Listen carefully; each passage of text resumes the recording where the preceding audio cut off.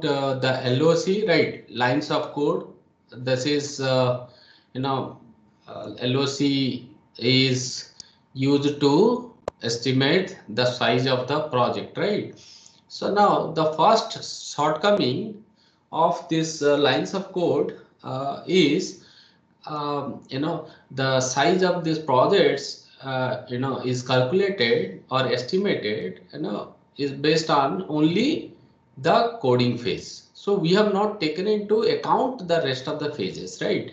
And we have not taken into account, right? So we assume that whatever, whatever the duration or the,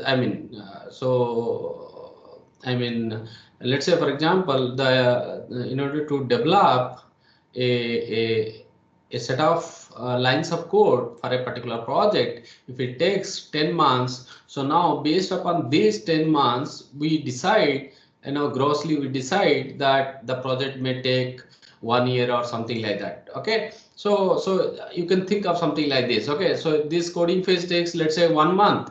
So now you can, if you have a 5 phases, so you multiply those 5 phases accordingly. You can say ki that will take, that's that many months or the years. Okay, so but this is not okay for every, for complex sort of projects. Okay, somewhere, in some, you cannot say that, LOC, coding phase is completely, proportional to the other phases in terms of effort. So that is what you cannot say. Okay, so every phase will have different, effort requirements. Okay, so this is what exactly we have discussed, right, in the past lecture. Now, so the other shortcoming here is LOC count depends on the choice of specific instructions. Okay, so now different programmers, okay, they use different coding style. Okay, so they have different code layout. So now maybe the different programmers will write the same program using different set of instructions. Okay, so let's say, for example, one programmer write the same program using if-else constructs, and the other programmer will write the same logic, okay, develop the same logic of a program using maybe, loop constructs like while or for or do while, this sort of, right?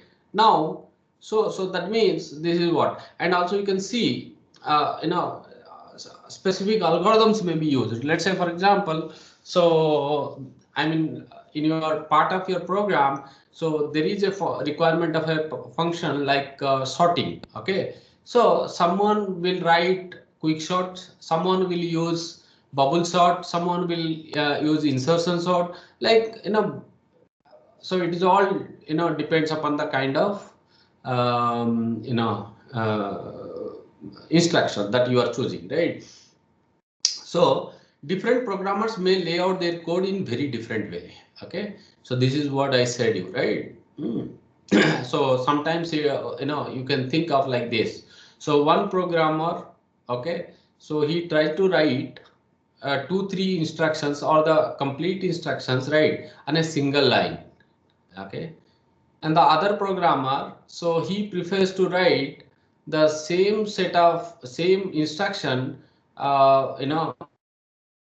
occupying different lines. Okay, so this is what we see sometimes, right? So you can write like this, when you are writing any while loop, so while of condition, and thereafter you have a curly bracket, and thereafter you can whatever the instruction you wanted to write, and then close the curly bracket, and then using the curly bracket, and then you giving a semicolon. So everything you writing in is one single line, and the other programmer can write like this, while, the condition, and after that in the new line, so the in the next line he will try to write the curly bracket, and thereafter he will try to whatever the instructions he has, he will be, writing all of these, instructions in different lines, okay, and thereafter putting a curly bracket. Now what happens? So if you count the number of lines of code, so definitely the one who has written the complete instruction in a single line will be counted as one,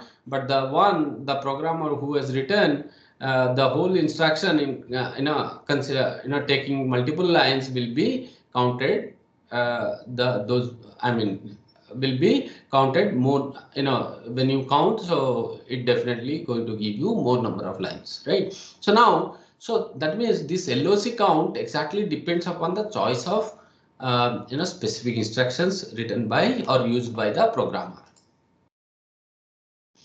Different size measures for essentially identical programs, right? So that means, so you can understand now, okay? So definitely it is going to give different size measures, okay? So if this way, things are written. So problem can be overcome to a large extent by counting language tokens in a program rather than lines of code. Now people say, so if we, this sort of problem can further be, overcome if we use the language tokens, like, I mean, whatever the language programming tokens that you have, like, you can think of switch for whatever the keywords that you have, so for a particular program, you count those things, okay? Yeah. Based upon that, the if we calculate, if we estimate, the project size, so that would be better, okay? So these things will not be a issue, okay? If you count the, let's say you can think of simply, okay, rather than counting the number of lines, so what you will do is you will simply count the keywords, okay? So even if, let's say, there is a while loop, okay, in your program, right? So you will count only because you have used only one while. So now what would be the project size? Here the project size will be 1, okay, because you will be counting the tokens here, one while, okay? Now the other programmer, what he does, so he write the whole while instruction, right? Taking 4 lines, 4 lines in the, maybe it takes 4 lines, okay, in the software editor, right? So then what will happen? In that case, if you go by counting lines, then it will be going to give you 4, right? Because it occupies 4 lines. But if you going through counting tokens, what will happen? It will give only 1. Okay, so this way, right? So we try to solve this problem. A more intricate problem arises due to specific choices of instruction made in writing the program. Okay, so still there will be a problem, right? Now, one programmer, he uses switch statement or the switch construct to develop his logic, okay, program logic, whereas the other programmer, what he did, he developed same logic using if then else. Now you see, if you count the tokens, what will happen? So in that case, you have only one switch. That means there is only one token, but someone developed the same programming logic by using if then else. In this case, it is going to give you 3 tokens, right? So that means still there is a problem, right? If you estimate the project size based upon this counting that number of tokens that are present in the source code, so still it is going to give 2 different estimates, okay? So like, so there is a chance for 2 different estimations, right? Now, so that is what, for same programming problem, different programmers might come up with programs having different LOC counts, okay? So these counts will be different. This situation does not improve even if language tokens are counted instead of lines of code, okay? Still this problem persists, okay?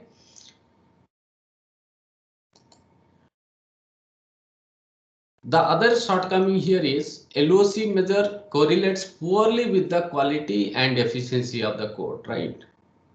So there are few programmers, so they try to write the same program, okay, in a very complicated way, and which will produce, you know, lengthy, I mean, it's a, maybe produce more number of lines of code.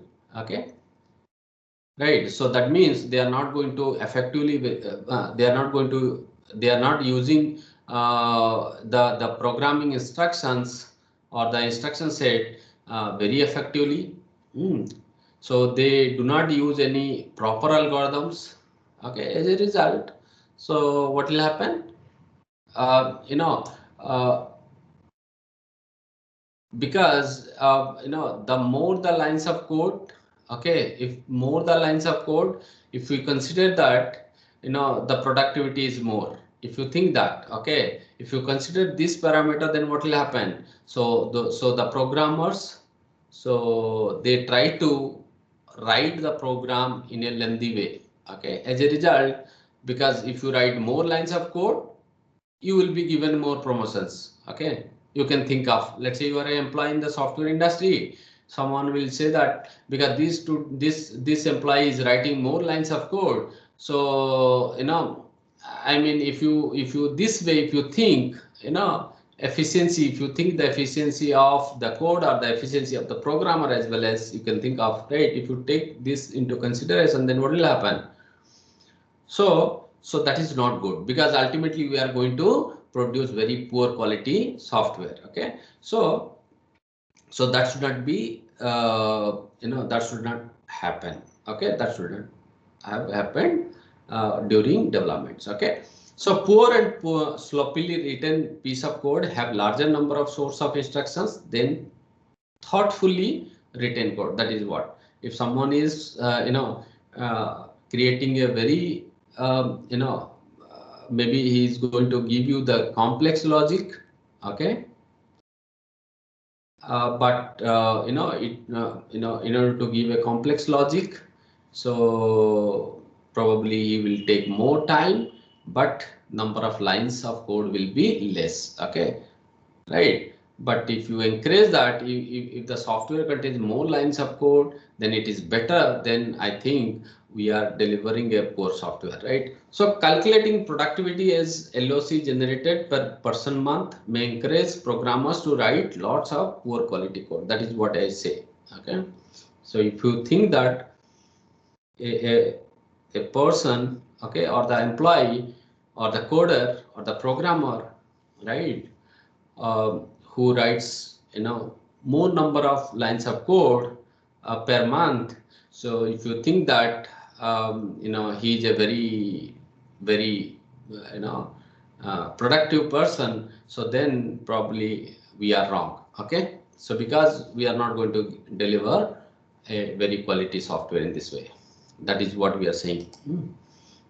LOC metric penalizes users use of higher level programming languages and code reuse, right? So this, if you going through LOC, okay, based size estimation, because we wanted to, you know, always say you know, more lines of code that program has, that means it is a you know, it's a large project. Okay, you know, because we wanted to make that project, but project is a very small project, but you know, intentionally, so what do we try to do? We write very poor quality, you know, we follow sloppy writing. Okay, and then we, you know, create more number of lines of a code which is not really required. Okay, and then ultimately we'll say that this project is a large. Okay, so that means that's not good. Okay, so now, so if you going with this LOC estimation, so usually it penalizes the use of higher level programming languages. How it is? So let's say, for example, if I'm going to ask you to develop, okay, a program. Okay, so if I will ask you to develop a program which can sort you know, 20 numbers, given 20 integer numbers. Okay, so can anyone tell me here, okay, how many lines of code that you need to develop this program sorting a, if you want to sort a Approx sort 10 integer numbers. How many lines of code you will really require? Approx 10 to 12 lines of code we can sort. How many? So 10 to 12 lines. 10 to 12. Anyone here other than Rohit? How many? Approximately, you tell me. Sir, using any library function, we can sort in one line code. Right. So yeah, Nagendra, you are very much right. Okay. So like, it all depends upon the programmer. Okay. So let's say there is a library. In the library, let's say in case of Java, so let's say there is a class called, there is a static class called math. Okay.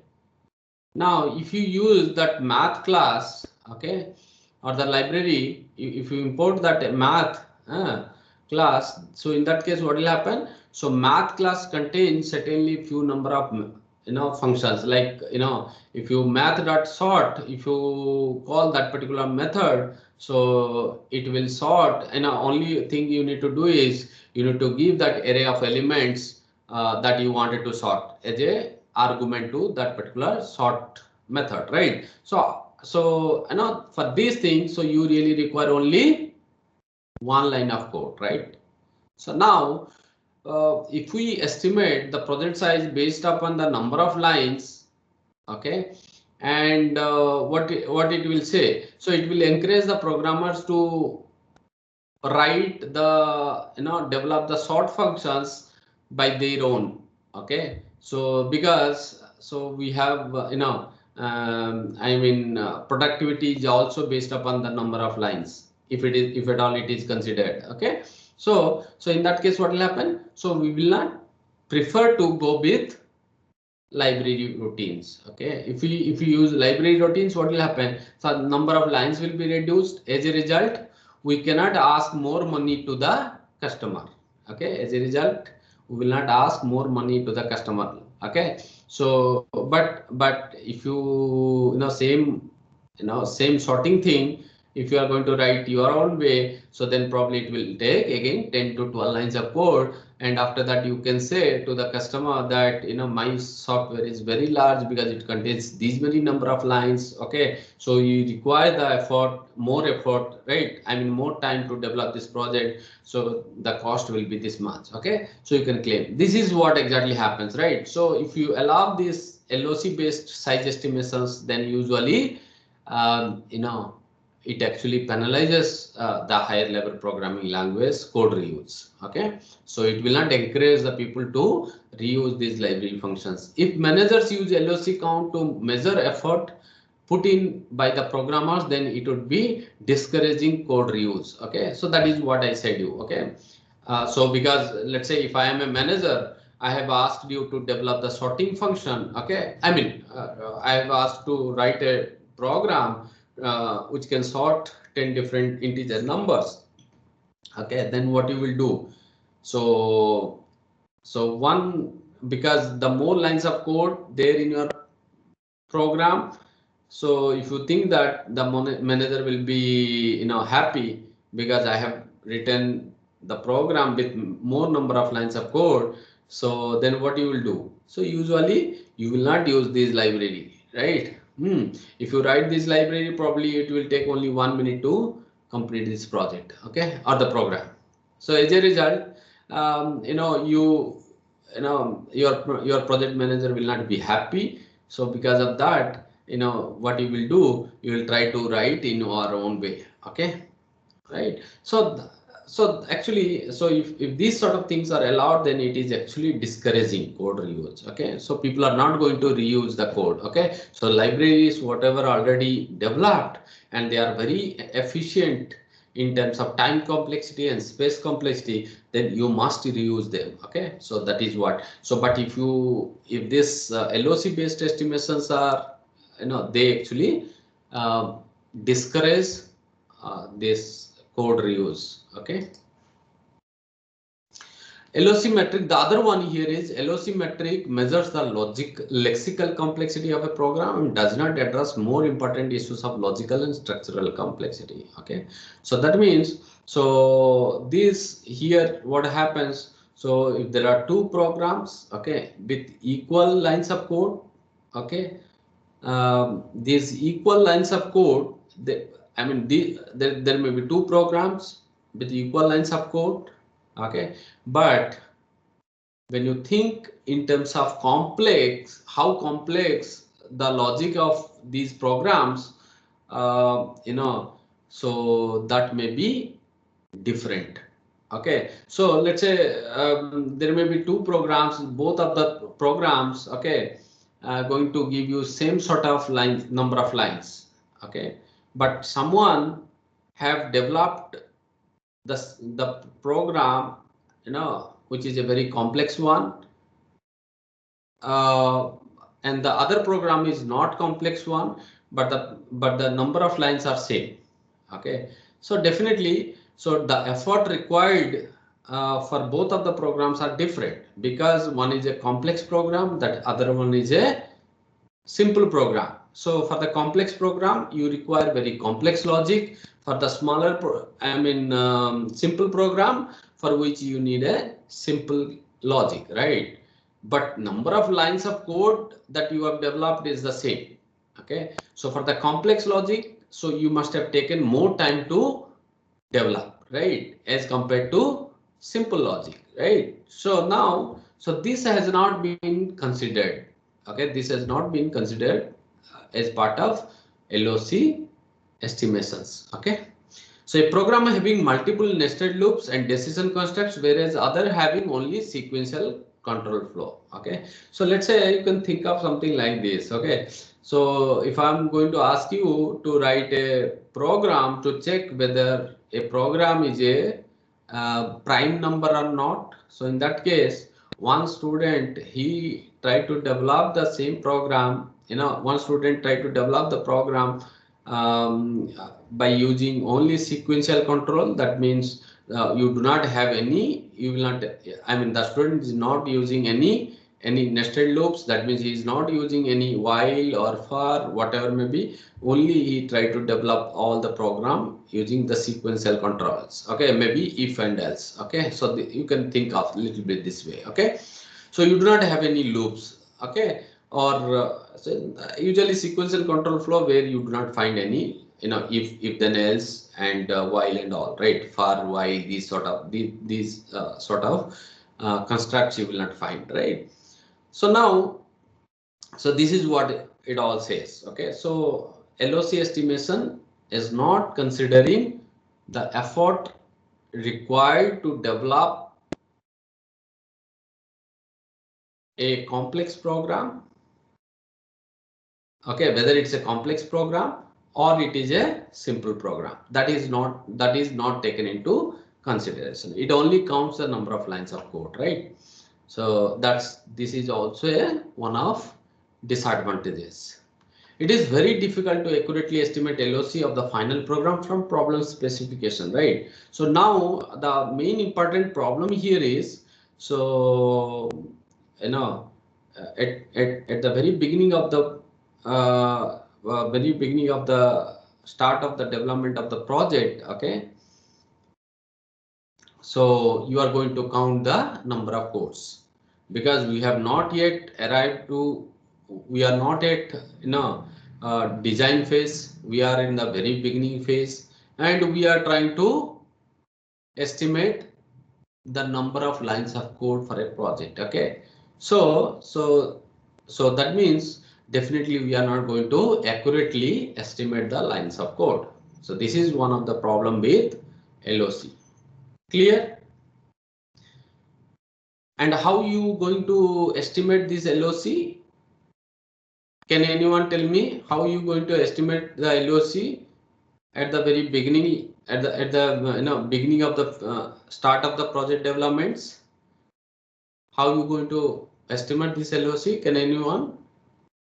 So Sir, by you fast, sir. systematic guess. Sir, One by one. let Yes, Susri first. Okay, Susri first. Okay, and then Nagendra. Okay, first Susri, tell me. Yes, sir. Sir, we can divide the given problem into subproblems until we can guarantee we know the code of the subproblem, Okay, code size of the subproblem. okay. Nagendra. Sir, first we analyze the design. What is the exactly design? What is the things in the design? Then pick a part of the design and compare it with the past, any past thing which we have made similar to it. Then we can compare some estimate, not compare, Yeah. estimate. Okay. So that means in the past, if you have developed similar sort of projects, okay, and you know that these many number of modules will be okay, and for each and every these sort of modules, these are the smallest modules that you can have part of your software, right? And you have a you have a known data that for these modules, so usually roughly it will take 10 to 15. Let's say one module of a software is sorting, okay, sorting of some n numbers, okay. So you know that, okay. So usually if you're going to develop a sorting function, so usually if you use quick sort, probably it will take 15 lines of code. If you use bubble sort, probably it is going to take 5 lines of code. So this sort of estimations we have, okay. So by taking these are all predicted lines of code, so you will be actually going to estimate the LOC of the project, right? So now, yeah, so any further doubt here, anyone?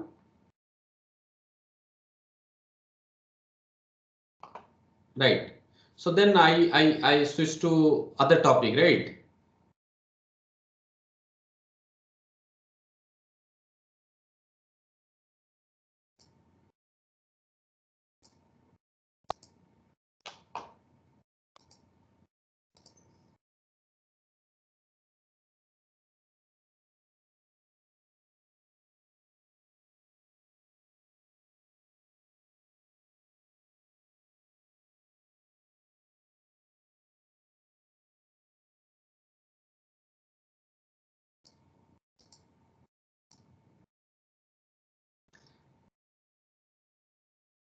Yes, can you see here my new PPT?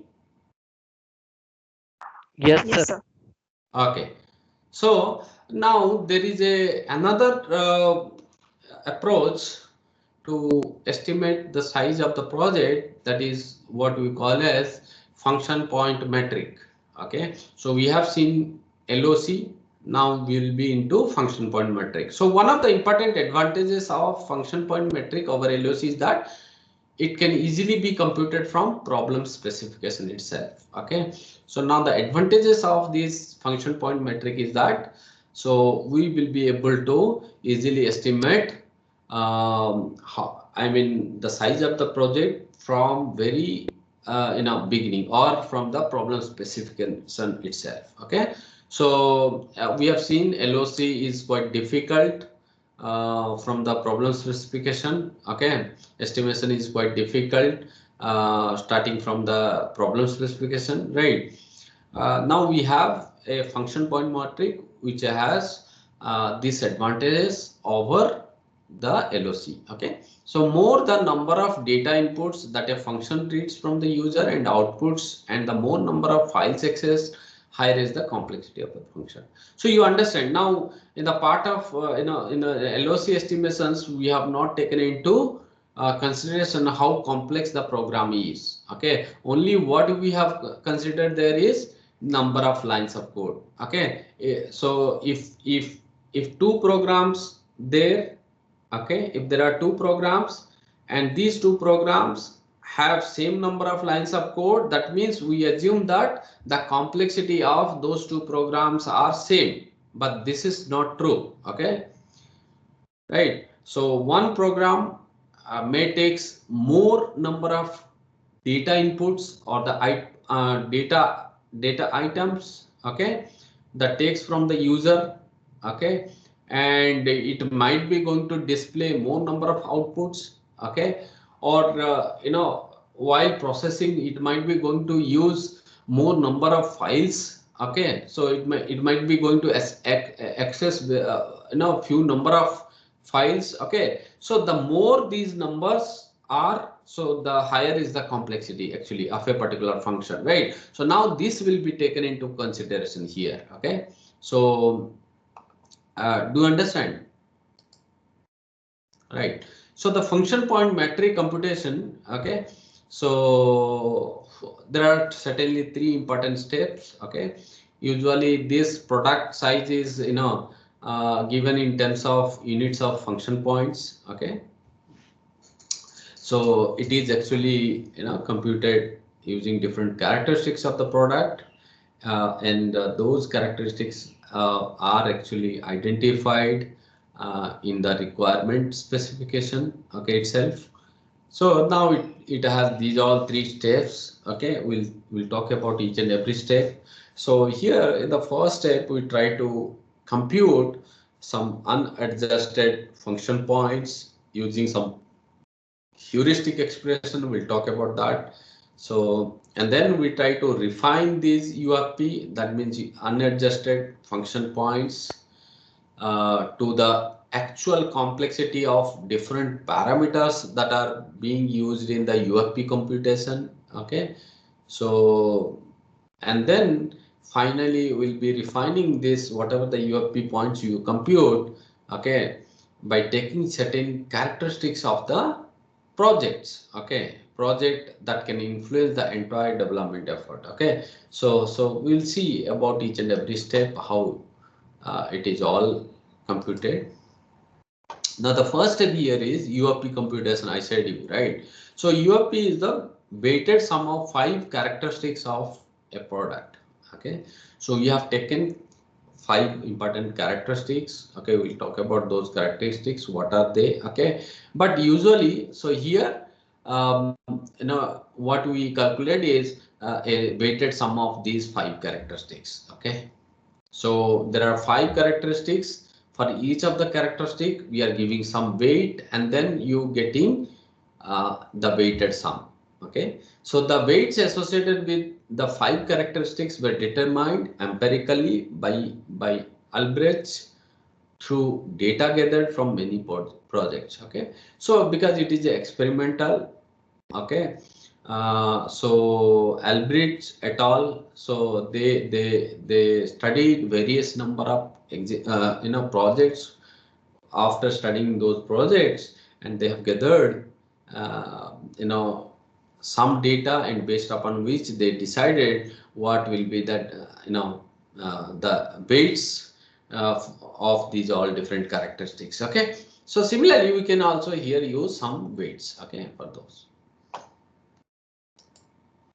So now this computation will be carried out like this. So as I told you, so that these weights are here, you can see. So UFP is computed like this. So it's a number of inputs multiplied by 4 plus number of outputs multiplied by 5. So number of enquiries required. Okay, so that will be 4. Number of files being accessed, that with that will be multiplied with 10.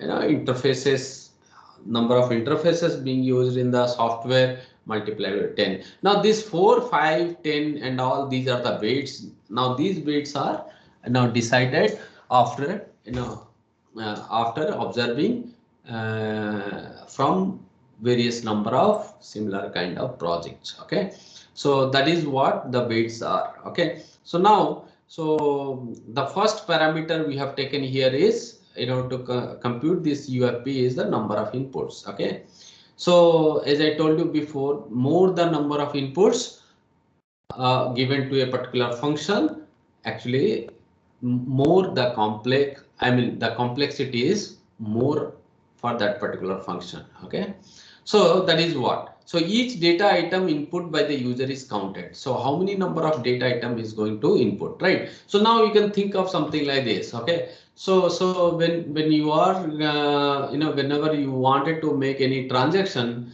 through your ATM machine. Okay, so what are the different inputs you are going to give?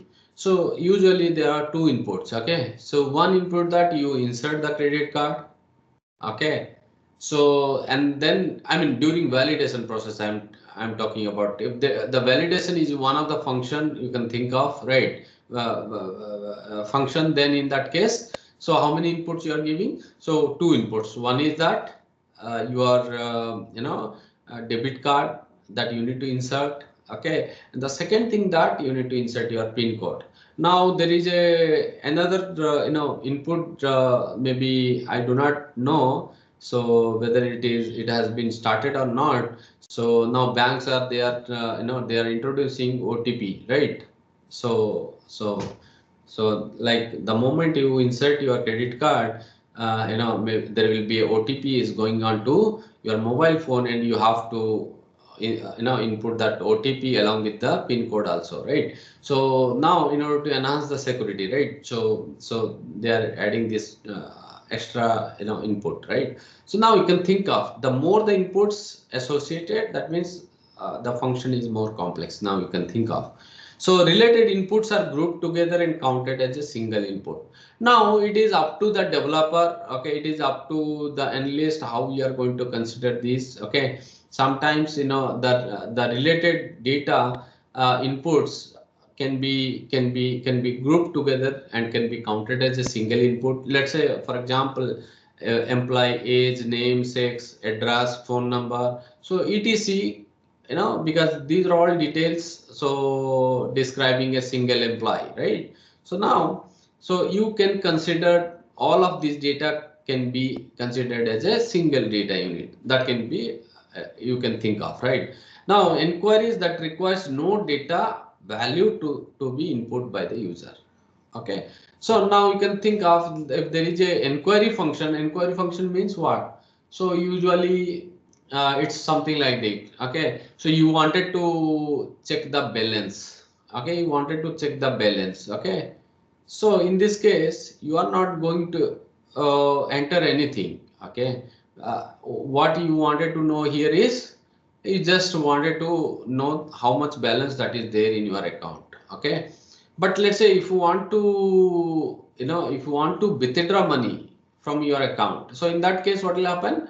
So you have to input some money, like how much you wanted to withdraw from the ATM.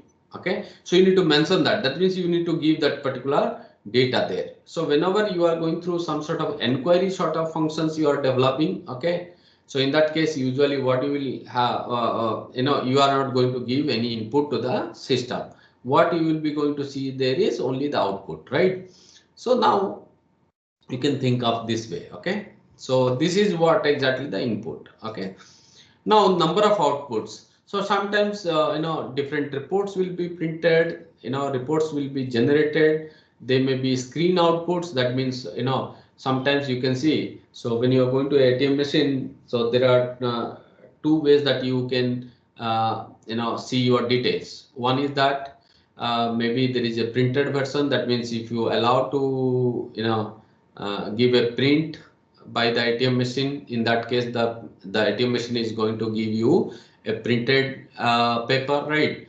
At the same time, if you want to see what is the balance that is there in your account, so through the screen itself, so that can also be there are various ways that you will be able to see your outputs, right? So how many number of outputs that you want, so that actually I mean the number of outputs actually will decide the complexity of the project. Okay, so similarly some error messages also, right? So and then number of inquiries. So an inquiry is a user command without any input data and only requires some actions to be performed. Okay, so that means as I told you before also, right? So in case of inquiry message, that means you wanted to know the balance that is there in your accounts. For this, you usually apart from inserting your debit card, so usually you are not going to give any input to the data. I mean input data is not given to the system. Okay, only what you do is you go on giving some click commands. Okay, giving some user commands, right? When you give that user commands, usually it is going to tell you that okay, you have this much amount of money in your account. So that means some actions to be performed only. Okay, now similarly the number of files. Okay, so now different logical files represent a group of logically related data, right? So whenever you have a logical file, okay, that is stored, that is stored in your computer, okay, That means the related data are actually stored in the file of in the form of logical files. Okay, so sometimes these files includes data structures as well as some physical files, right? That means sometimes maybe you storing in the form of data structure, okay, and sometimes you will be storing them in the hard disk, okay, that means in the physical drives. Okay, so the physical files will be created in the hard disk. Okay, sometimes some physical files are created in the random access memory, right? The data structures, the ones. Okay, so now you can think of. So similarly, how many number of interfaces your program has? Okay, so that means the informations are being exchanged. So usually, mostly whenever there are systems, so usually these systems they they're going to exchange some information with the other systems as well. Okay, so in that case, so I mean you will be counting how many number of data files that need to be written onto a tapes or the disk or the communication links. That means I mean over the internet or over the wireless links or the wired links, right? Whatever may be. Okay, you can think of. Let's say for example, you carrying out some distributed application. In that case, what will happen? So usually, so your data will be going through some communication links, right? So your data is distributed over the network, right? In that case, so you may be using some networking interfaces. Okay, so sometimes you will be storing onto the disks. Okay, sometimes you will be storing your data onto the files and thereafter onto the tapes, and then these tapes will be taken and then maybe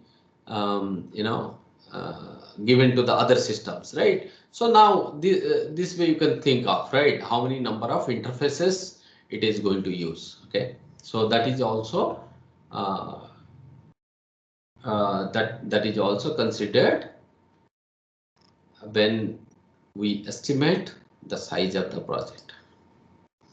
So in the first step, you have calculated the UFP. Okay, it's a weighted sum of different parameters, 5 parameters, right?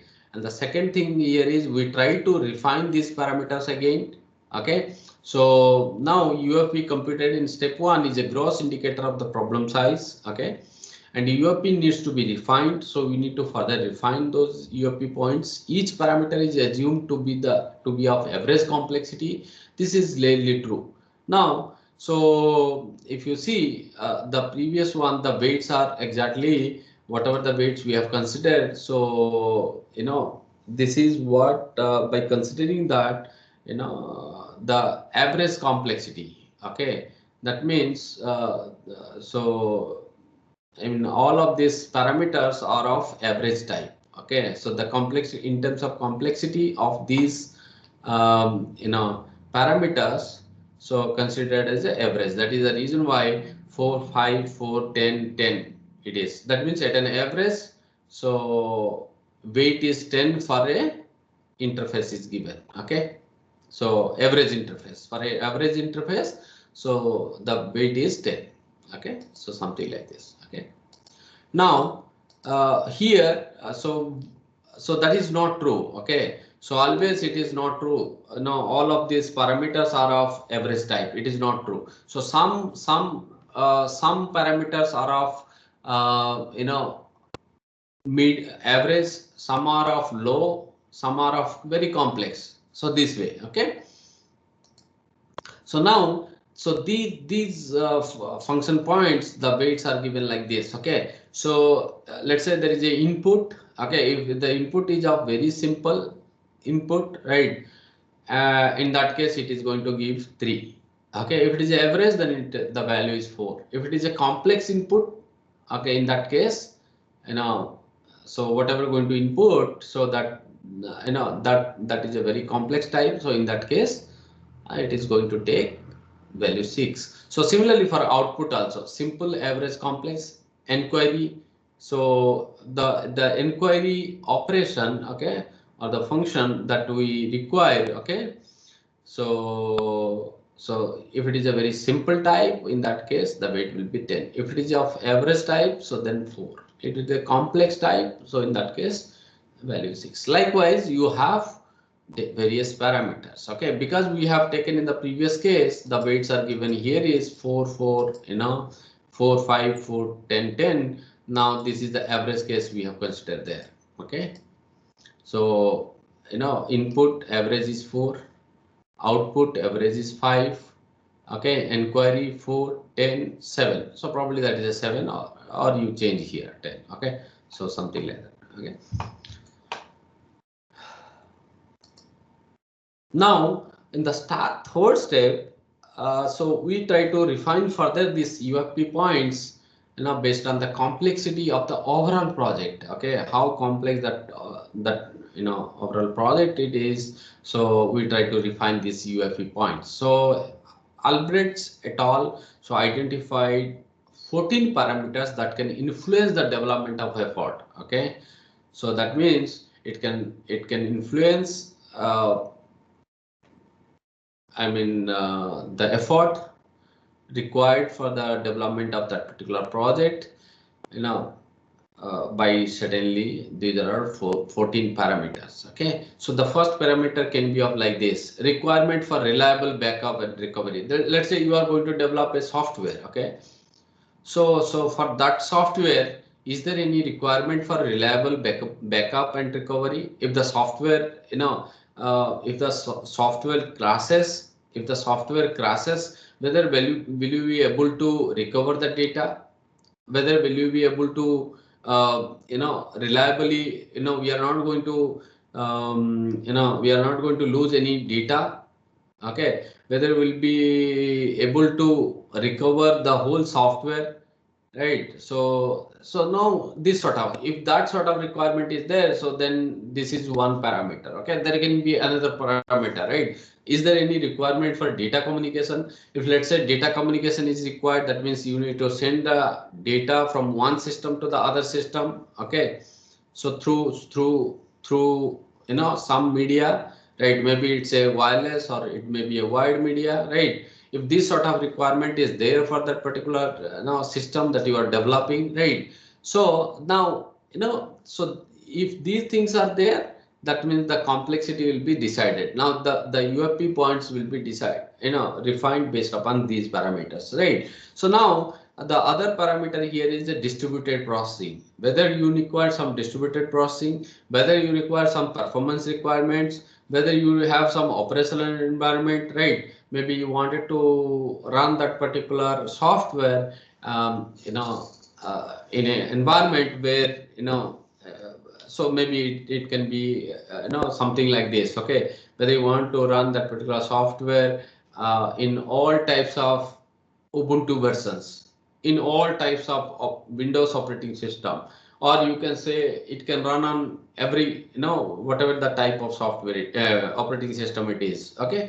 Now, like, okay, so extent of online data entries, okay, whether you require some, data entries through online interfaces, right. Whether you want some multiple screens, right. Whether you want some online updating of master files, right. So whether you want what sort of complex input output and online inquiries files, okay. So now we have all these sort of 14 parameters, okay. So very basic. In the first example we have seen, right, whatever you are using, based upon that you are actually calculating, right. So if you have all these 14 things, right, if you are going to consider, then you need to give the UFP points accordingly. You need to update the, you need to calculate the UFP points, okay.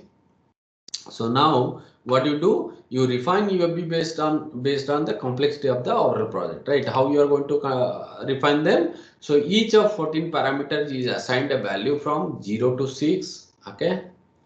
So as I told you, right, so for each and every parameter, let's say you have taken that, the first one is a reliability and a reliable backup as well as recovery. If you have considered that, let's say that parameter, so that parameter will be assigned a value between 0 and 6. Okay, so it is going to influence little less, I mean influence the effort. Okay, so in that case the value will be 0. Okay, if it is going to strongly influence, then in that case the value will be seen. So what requirement you have, based upon these points will be assigned. Okay, so that means you want a very strong, reliable system in terms of backup and recovery. Okay, so in that case, the value will be 6 because the strong influence you have. Okay, on that particular software. So resulting numbers are summed, yielding a total degree of influence. Now what you will be doing is, so you have, let's say you have all those 14 requirements and you have assigned a value between 0 and 6. Okay, or 6 to 0 to 6, you have assigned these values, right? Now and then what you need to do is you have to sum up all of these values. Okay, that is what we call as degree of influence, DI. Okay, now a technical complexity factor TCF for the project is computed. Okay, now this TCF is multiplied with the UFP to yield the FP. So now this TCF, the technical complexity factor, is calculated using this experimental expression that these sort of expressions are developed by Albrecht. Okay, so he says the technical complexity factor can be computed from this equation, 0.65 plus 0.01 multiplied by DI. So you have computed DI, right? So and usually the DI vary from 0 to 84. Why it is 0 to 84? Can anyone tell me why that degree of influence is 0 to 84? Sir, if each parameter Yes. is strongly influenced, then the value is 6 and 14 multiplied by 6 is 84. Okay. If it is no influence, then 0 and 0 multiplied by 14 is equals to 0. Right. So if those 14 parameters are not considered at all for your software that you are going to develop, they have no impact on this. So in that case, so the value will be 0. If you considering all strong, then the value will be 84 because 14 into 6. Okay. So now you can have any value in between 0 and 84. Okay. So that DI. Now accordingly, when you compute this TCF, so TCF will also vary from 0.65 to 1.49. Okay, because if the DI value is 0, in that case you will have only 0.65. Okay, 0.65, right? If the DI value is 84, then you will have 1.49. So and thereafter what you will be doing is, so whatever the UFP points that you calculated in the past, okay, in the previous step, okay, you have refined this UFP points, right? So now those UFP points will be multiplied with this TCF factor. Okay, so that is going to give you the total number of function points. So FP is equal to UFP multiplied by TCF. Okay, so this is the way that you can calculate the function points. Okay, so for your project. Now, so what are the shortcomings of this function point metric? So the first shortcoming here is it does not take into account the algorithmic complexity of a function. So still we have not taken the algorithmic complexity. Okay, the algorithm that will be required, I mean how complex algorithm it is of a particular function. Okay, so that is not considered yet. Okay, what we have considered is how many number of inputs this particular function is going to take, how many number of outputs it is going to give, how many number of files it is going to access. Okay, these are the various parameters that we have taken into consideration, but we have not taken into consideration that how complex algorithm, the algorithm we are going to develop for this particular function is how complex it is. So this is not taken into consideration. It assumes same effort required to design and develop any two different functionalities of a system is same. Okay, because so ultimately according to this function point metric also, so it assumes that so two different functions, okay, if they are same, that means I mean the effort required will be the same. Okay, this is what the assumption here. Okay, according to this. So to overcome, feature point matrix has been developed. So there is, to overcome this problem, because it has not considered algorithmic complexity. So to overcome this, there is a concept called feature point metric has been developed. Okay, now where this feature point metric incorporates algorithmic complexity as an extra parameter. So out of those 14, apart from those 14 parameters, so it also considers the algorithmic complexity, how much complex this particular algorithm is. Okay, so this is also taken into account, okay, while calculating feature point metric. Okay, so right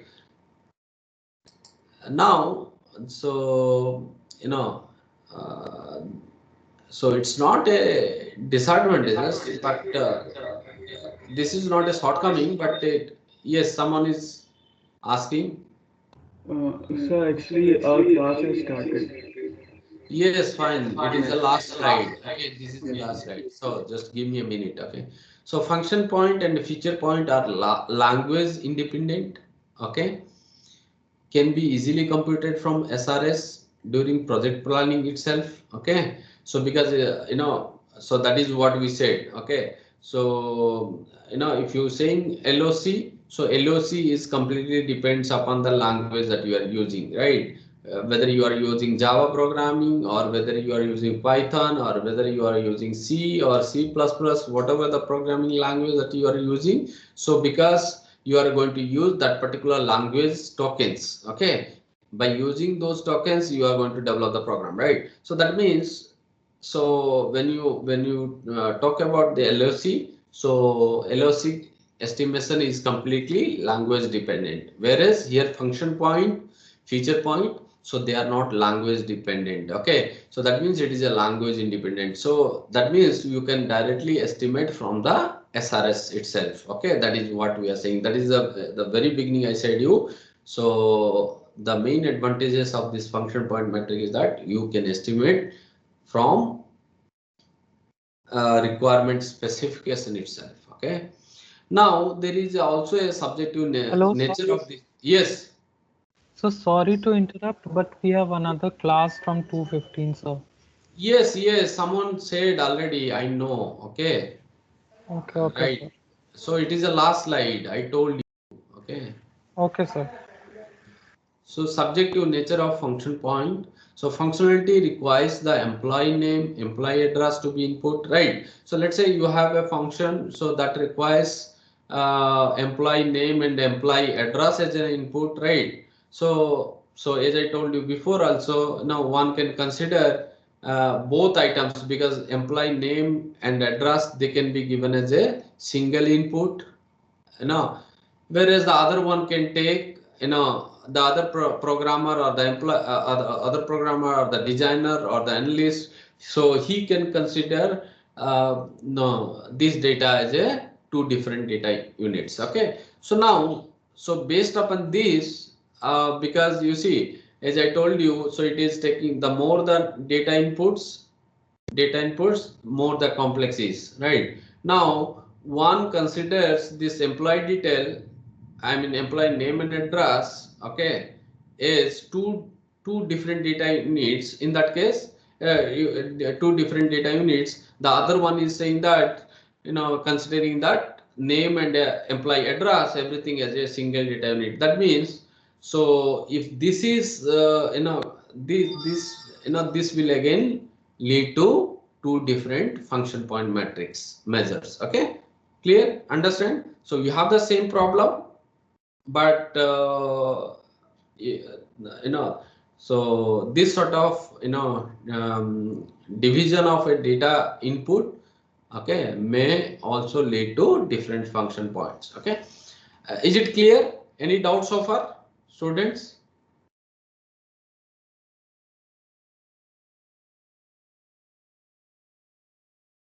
Any doubts so far, students? Can I stop? Yes, sir. Okay.